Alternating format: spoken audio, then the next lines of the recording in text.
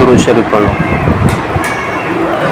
اللهم صل على سيدنا محمد وعلى آل سيدنا محمد وبارك وسلم۔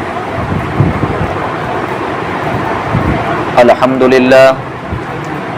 لله نحمده ونستعينه ونستغفره ونؤمن به ونتوكل عليه ونعوذ بالله من شرور أنفسنا ومن سيئات أعمالنا، من يهده الله فلا مضل له ومن يضلله فلا هادي له، وأشهد أن لا إله إلا الله وحده لا شريك له، وأشهد أن سيدنا محمدا عبده ورسوله وعلى آله وأصحابه أجمعين، أما بعد، قال الله تبارك وتعالى في القرآن المجيد والفرقان الحميد، فأعوذ بالله من الشيطان الرجيم، بسم الله الرحمن الرحيم، أفحسبتم أنما خلقناكم عبثا وأنكم إلينا لا ترجعون، صدق الله العظيم۔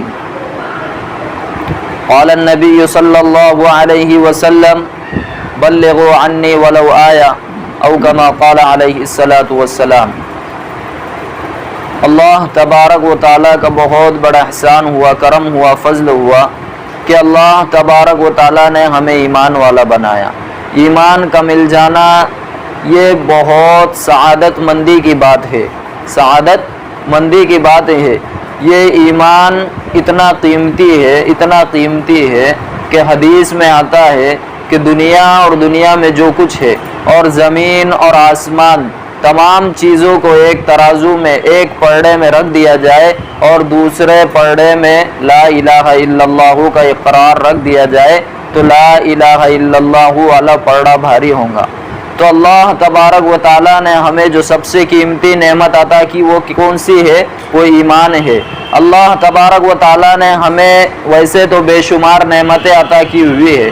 اللہ تبارک و تعالیٰ قرآن کریم میں ارشاد فرماتے ہیں، وَإِن تَعُدُّوا نِعْمَةَ اللَّهِ لَا تُحْصُوهَا، کہ اگر تم لوگ اللہ کی نعمتوں کو شمار کرنا چاہو گے، گننا چاہو گے تو شمار نہیں کر سکو گے، گن نہیں سکو گے۔ تو اللہ تبارک و تعالیٰ نے ہمیں بے شمار نعمتیں عطا کی ہوئی ہے۔ دوسری جگہ اللہ تبارک و تعالیٰ ارشاد فرماتے ہیں، فَبِأَيِّ آلَاءِ رَبِّكُمَا تُكَذِّبَانِ، کہ اے انسان اور جنات تم تمہارے رب کی کتنی نعمتوں کو جھٹلاؤ گے۔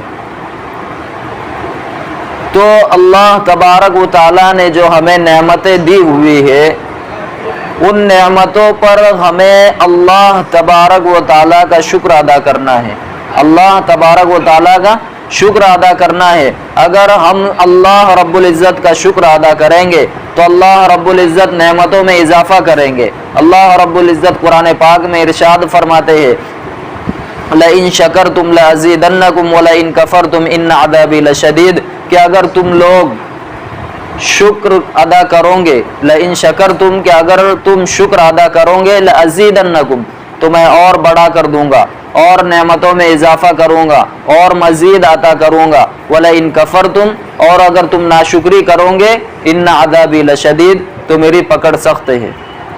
تو اللہ تبارک و تعالیٰ نے ہمیں جو نعمتیں دی ہوئی ہے ان نعمتوں پر ہمارا فریضہ یہ ہے کہ اللہ رب العزت کا شکر ادا کرنا۔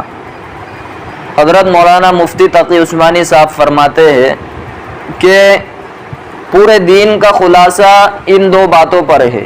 پہلی بات یہ ہے کہ اللہ تبارک و تعالیٰ نے جو ہمیں نعمتیں دی ہوئی ہے ہر نعمت پر اللہ تبارک و تعالیٰ کا شکر ادا کرنا، اور دوسری بات یہ ہے کہ ہر حاجت کو اللہ رب العزت سے تسلسل کے ساتھ مانگتے رہنا، یعنی ہر چھوٹی بڑی حاجت کو اللہ رب العزت سے مانگنا، ہر چھوٹی بڑی حاجت کو اللہ رب العزت سے مانگنا۔ تو خطبے میں نے جو آیت کریمہ تلاوت کی ہے کہ اللہ تبارک و تعالیٰ اس میں فرما رہے ہیں، افحسبتم انما خلقناکم، کیا تم لوگ یہ گمان کرتے ہو کہ تم بیکار پیدا کیے گئے ہو؟ کیا تم لوگ یہ گمان کرتے ہو کہ تم بیکار پیدا کیے گئے ہو؟ وَأَنَّكُمْ إِلَيْنَا لَا تُرْجَعُونَ، اور کیا تم ہماری طرف نہیں لوٹائے جاؤ گے؟ تو اس آیت میں اللہ تبارک و تعالیٰ نے دو چیزیں ہمیں بتائی ہے۔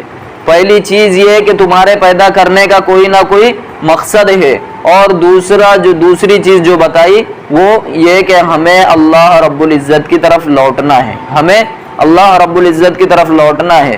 تو پہلی چیز کہ ہمیں کسی نہ کسی مقصد کے تحت پیدا کیا، ہم کسی نہ کسی مقصد کے لیے پیدا کیے گئے، اللہ رب العزت نے ہمیں کسی نہ کسی مقصد کے تحت پیدا کیا۔ وہ مقصد کیا ہے وہ خود اللہ تبارک و تعالیٰ نے بتا دیا کہ وَمَا خَلَقْتُ الْجِنَّ وَالْإِنسَ إِلَّا لِيَعْبُدُونَ، کہ میں نے انسان اور جنات کو میری عبادت کے لیے پیدا کیا، میں نے انسان اور جنات کو میری عبادت کے لیے پیدا کیا۔ تو مقصد زندگی اللہ رب العزت کی بندگی، مقصد زندگی اللہ رب العزت کی بندگی، مقصد حیات اللہ رب العزت کی یاد، یعنی زندگی کا جو مقصد ہونا وہ اللہ رب العزت کی عبادت، یہ اصل مقصد ہے۔ کیونکہ اللہ تبارک و تعالیٰ نے ہماری جان اور مال کو جنت کے بدلے میں خرید لیا ہے، ہماری جان اور مال کو جنت کے بدلے میں خرید لیا ہے، اور اس کی قیمت بھی پوری لگا دی جنت۔ تو یہ جان اور مال یہ ہماری نہیں ہے، یہ امانت ہے، یہ ادھار کا مال ہے۔ تو یہ جس کا مال ہے ہمیں اس کو اس کے لیے استعمال کرنا ہے، یعنی اللہ رب العزت نے ہمیں یہ جو جان اور مال ہماری خرید لی ہے تو ہمیں اس کے لیے اپنی جان اور مال کو اللہ رب العزت کے لیے استعمال کرنا ہے۔ اللہ رب العزت نے ہمیں اس دنیا میں جو بھیجا ہے وہ امتحان دینے کے لیے، آزمائش کے لیے، آزمانے کے لیے اللہ تبارک و تعالیٰ نے ہمیں اس دنیا میں بھیجا ہے۔ عالم ارواح میں اللہ تبارک و تعالیٰ نے ہم سے ایک وعدہ لیا تھا، یعنی حضرت آدم علیہ السلام سے لے کر قیامت تک جتنے انسان آئیں گے سب سے اللہ تبارک و تعالیٰ نے عالم ارواح میں ایک وعدہ لیا تھا کہ اللہ تبارک و تعالیٰ نے سب سے کہا تھا الست بربکم، کیا میں تمہارا رب نہیں ہوں؟ تو سب نے کہا قالوا بلا، کیوں نہیں، آپ ہی ہمارے رب ہو۔ سب نے، کفاروں نے کہا، مشرکوں نے کہا، منافقوں نے کہا، یہودیوں نے کہا، نصرانیوں نے کہا، مسلمانوں نے کہا، سب نے کہا قالوا بلا، کیوں نہیں، آپ ہی ہمارے رب ہو۔ تو اللہ تبارک و تعالیٰ نے اتنے پر نہیں چھوڑ دیا، بلکہ اللہ تبارک و تعالیٰ نے آزمانے کے لیے ہمیں اس دنیا میں بھیجا ہے۔ احسب الناس ان یترکوا، کیا لوگ یہ گمان کرتے ہیں کہ انہیں چھوڑ دیا جائے گا، ان یقولوا آمنا، جبکہ وہ یہ کہتے ہو کہ ہم ایمان لے آئے، وہم لا یفتنون، نہیں بلکہ انہیں آزمایا جائے گا۔ تو ہمیں اللہ تبارک و تعالیٰ نے اس دنیا میں جو بھیجا ہے وہ آزمانے کے لیے بھیجا ہے۔ یہ دنیا امتحان گاہ ہے، یہ دنیا دار الامتحان ہے، ہمیں یہاں پر امتحان دینا ہے اور اس کا رزلٹ ہمیں آخرت میں ملے گا۔ حدیث میں آتا ہے الدنیا مزرعۃ الآخرہ، دنیا آخرت کی کھیتی ہے، دنیا آخرت کی کھیتی ہے۔ اگر ہم کھیتی میں اچھی طرح سے محنت کریں گے، اس میں اچھی بیج بوئیں گے، اس کے اچھی سے محنت کریں گے، دیکھ بھال کریں گے تو ہمیں فصل اچھی ہوں گی۔ ایسے ہمیں اس دنیا کو آخرت کے لیے استعمال کرنا ہے۔ اس دنیا کو اگر ہم آخرت کے لیے استعمال کریں گے تو یہ دنیا بھی پھر ہمارے لیے فائدے مند ہوں گی۔ یہ دنیا دار فانی ہے، فنا ہونا ہے، ختم ہونے والی چیز ہے۔ یہ دنیا صرف ایک دھوکے کا سامان ہی ہے۔ اللہ تبارک و تعالیٰ قرآن کریم میں ارشاد فرماتے ہیں وَمَا الْحَيَاةُ الدُّنْيَا إِلَّا مَتَاعُ الْغُرُورِ، کہ یہ دنیاوی زندگی صرف دھوکے کا سامان ہے، اور جو آخرت کی زندگی ہے وہ بہتر زندگی ہے، اچھی زندگی ہے اور ہمیشہ باقی رہنے والی زندگی ہے۔ اللہ تبارک و تعالیٰ فرماتے ہیں وَالْآخِرَةُ خَيْرٌ وَأَبْقَىٰ، اور آخرت کی زندگی وہ بہتر ہے اور ہمیشہ باقی رہنے والی ہے۔ حدیث میں آتا ہے خُلِقَتِ الدُّنْيَا لَكُمْ وَخُلِقْتُمْ لِلْآخِرَةِ، دنیا تمہارے لیے پیدا کی گئی، دنیا تمہارے لیے پیدا کی گئی اور تم آخرت کے لیے پیدا کیے گئے ہو۔ تو جب ہم آخرت کے لیے پیدا کیے گئے تو ہمیں آخرت کے لیے محنتیں کرنی ہوں گی، آخرت کے لیے کوششیں کرنی ہوں گی، کیونکہ ہمیں آخرت میں جانا ہے۔ امام غزالی فرماتے ہیں انسان ازل سے نہیں تھا لیکن ابد تک رہنے والا ہے، یعنی انسان ہمیشہ سے نہیں تھا، انسان کا وجود ہمیشہ سے نہیں تھا۔ اللہ رب العزت ہمیشہ سے ہے، ہمیشہ رہیں گے، لیکن انسان کا وجود ہمیشہ سے نہیں تھا لیکن ہمیشہ رہنا ہے۔ انسان کا وجود حضرت آدم علیہ السلام سے شروع ہوا، تو انسان ازل سے نہیں تھا لیکن ابد تک رہنے والا ہے۔ کیسے رہنے والا ہے؟ عالم ارواح میں، عالم ارواح سے پھر انسان عالم شکم یعنی ماں کے پیٹ میں چند زندگی گزار کر پھر اس دنیا میں آتا ہے۔ پھر دنیا میں جتنی اس کی زندگی ہے اتنی زندگی گزار کر عالم برزخ یعنی قبر، پھر عالم برزخ سے عالم حشر، حشر کے میدان میں، پھر حشر سے آخرت، آخرت میں اگر مسلمان ہے جنت کا فیصلہ ہوا خالدین فیہا ابدا، اگر کافر ہے جہنم میں گیا خالدین فیہا ابدا، ہمیشہ ہمیشہ اس میں رہیں گے۔ تو جب ہمیں ہمیشہ رہنا ہے تو ہمیں ایسا مقصد ہمیں متعین کرنا ہے، ایسا مقصد ہمیں چننا ہے، ایسا مقصد ہمیں مخصوص کرنا ہے جو ہمیشہ ہمارا ساتھ دے۔ وہ مقصد نہ دنیا ہے، نہ دنیا کی کوئی چیز ہے، نہ روٹی ہے، نہ کپڑا ہے، نہ مکان ہے، نہ دنیا کی جائیداد ہے۔ اگر انسان فوت ہو گیا، انسان کا انتقال ہو گیا، انسان مر گیا تو اس کو یہ سب چیزیں چھوڑ کر جانا ہے۔ وہ مقصد کیا ہے؟ جو اصل مقصد ہے وہ ہے ایمان۔ اللہ کے نبی نے حدیث میں فرمایا کہ یا ابن الخطاب اذهب فنادی فی الناس انه لا يدخل الجنۃ الا المؤمنون، کہ اے خطاب کے بیٹے جاؤ لوگوں میں اعلان کر دو کہ جنت میں صرف ایمان والے داخل ہوں گے۔ تو اس حدیث سے پتہ چلا جو جنت میں لے جانے کا جو ذریعہ بنا وہ ایمان ہے، جو آخرت میں جو ہمیں لے جا رہا ہے وہ ایمان ہے۔ تو اس سے پتہ چلا کہ یہ ایمان ہمیشہ ہمارے ساتھ ہے۔ تو جب ہمیں علامہ ابن جوزی فرماتے ہیں انسان کے کل 6 سفر ہیں، انسان کی زندگی کے کل 6 سفر ہے۔ اللہ کے نبی نے حدیث میں فرمایا کن فی الدنیا کأنک غریب او عابر سبیل، کہ تم دنیا میں ایسے رہو جیسے مسافر رہتا ہے، جیسے مسافر رہتا ہے یا کوئی راہ چلتا ہوا رہتا ہے، یعنی کوئی راستہ چلنے والا رہتا ہے، تو تم دنیا میں مسافر کی طرح رہو۔ تو علامہ ابن جوزی نے لکھا ہے کہ انسان کی زندگی کے کل 6 سفر ہے۔ پہلا سفر اس کا عالم ارواح سے شروع ہوتا ہے، پھر عالم ارواح سے اس کا جو دوسرا سفر ہے وہ عالم شکم یعنی ماں کا پیٹ۔ یہ دونوں سفر غیر اختیاری تھے، یہ انسان کے اختیار میں نہیں تھے۔ اور جو تیسرا سفر ہے یہ سب سے قیمتی سفر ہے، یہ سب سے مین سفر ہے، یہ سب سے خاص سفر ہے، کیونکہ اسی پر آگے کے جو 3 سفر ہے وہ اسی پر موقوف ہے، اسی پر منحصر ہے، اسی پر ان کی ڈور اٹکی ہوئی ہے۔ اگر یہ سفر ہمارا اچھا ہوگا، تیسرا سفر جو ہے وہ اس عالم دنیا ہے۔ یہ دنیا کو اگر ہم اچھا استعمال کریں گے، یہ دنیا کو اگر ہم اللہ رب العزت کے بتائے ہوئے طریقے پر، حضور صلی اللہ علیہ وسلم کے طریقے پر استعمال کریں گے تو آگے کے 3 سفر ہمارے پھر آسان ہوں گے۔ تو اس دنیا کو ہمیں اللہ رب العزت کے لیے استعمال کرنا ہے۔ اور چوتھا سفر جو ہے وہ عالم برزخ ہے۔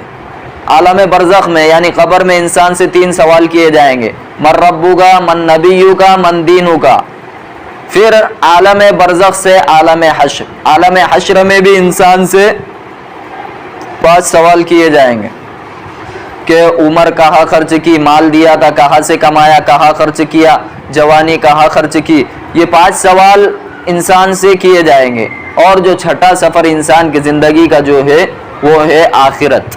تو علامہ ابن جوزی نے فرمایا کہ انسان کے کل زندگی کے یہ 6 سفر ہے۔ تو انسان کو دنیا میں مسافر کی طرح رہنا ہے، دنیا میں مسافر کی طرح رہنا ہے۔ اس دنیا کو ہمیں آخرت کے لیے استعمال کرنا ہے۔ اللہ تبارک و تعالی ہم سے یہ نہیں کہتا کہ تمہیں جو دنیا دیا ہے اسے جلا دو، جو تمہیں مال دیا ہے اسے جلا دو یا پھینک دو، بلکہ اللہ تبارک و تعالیٰ نے قارون کو اتنا خزانہ دیا تھا، اتنا خزانہ دیا تھا، اتنا خزانہ دیا تھا کہ کتابوں میں آتا ہے کہ اس کے خزانوں کی چابیاں اونٹوں پر لاد کر لے جایا جاتی تھی۔ تو اللہ تبارک و تعالیٰ نے اس سے یہ نہیں کہا کہ تجھے اتنا مال جو دیا ہے اسے جلا دے یا اسے پھینک دے یا اسے دفنا دے، بلکہ کہا وَابْتَغِ فِي مَا آتَاكَ الدَّارَ الْآخِرَةَ، جو کچھ تجھ کو اللہ تبارک و تعالیٰ نے عطا کیا ہوا ہے، جو کچھ تجھے عطا کیا ہوا ہے اس سے اپنے آخرت کے گھر کی تیاری کرو، اس سے اپنے آخرت کے گھر کی تیاری کرو۔